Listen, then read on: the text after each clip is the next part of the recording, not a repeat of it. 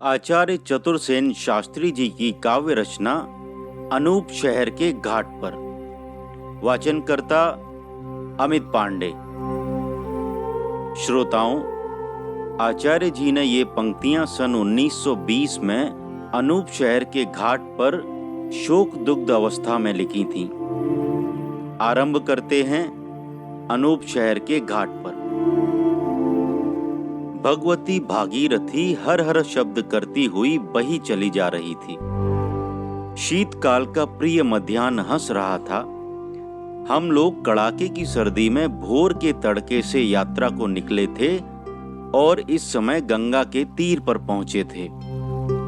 गंगा के नाम के साथ सदा का आनंदमय परिचय था। बचपन से अब तक गंगा के तीर पर चांदी की रेती में अनेक सफेद रातें कई रंगों में व्यतीत की हैं, पर इन दिनों गंगा के स्मरण में रेत मिल गया था। इस बार इस चिर परिचित घाट को देखकर हजारों आनंद स्मृतियों को बलात् विदीर्ण करके एक असह्य विषाद स्मृति ने नेत्रों को सजल कर दिया। मित्र लोग मस्त थे। स्नान किया, हवन किया और झटपट बाजार से दही मिठाई पूरी लाकर उड़ाने लगे। कठपुतली की तरह मैं भी चुपचाप खा रहा था। चारों तरफ रंग बिरंगे कुत्ते खड़े दुम हिला रहे थे और जीभ लपलपा रहे थे। दो मित्र हाथ में डंडा ले मुस्तैदी से इनका पहरा लगा रहे थे। इन्हीं कुत्तों के झुंड में 3-4 कन्याएं खड़ी थीं। इनके काले कृश हाथ पैर और करुण मुखाकृति देखी नहीं जाती थी। मेरे मित्र अत्यंत रुद्र स्वर में कुत्तों के साथ ही उन हतभाग्या बालिकाओं को भी दुत्कार रहे थे।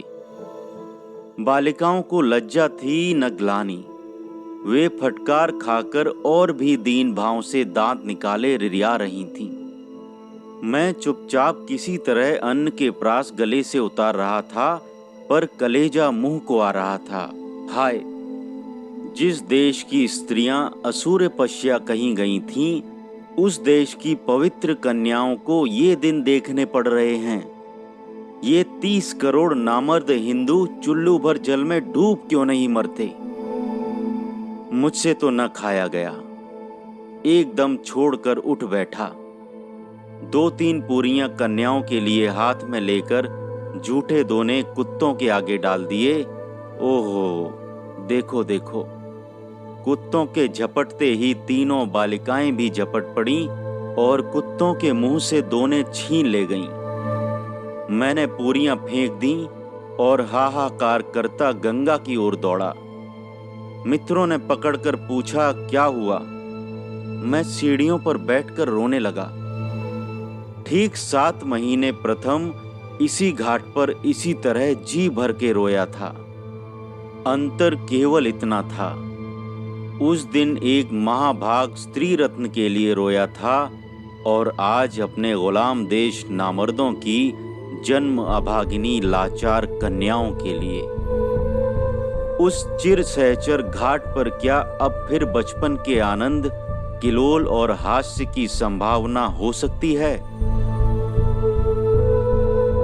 आचार्य चतुरसेन शास्त्री जी की काव्य रचना अनूप शहर के घाट पर। वाचनकर्ता अमित पांडे।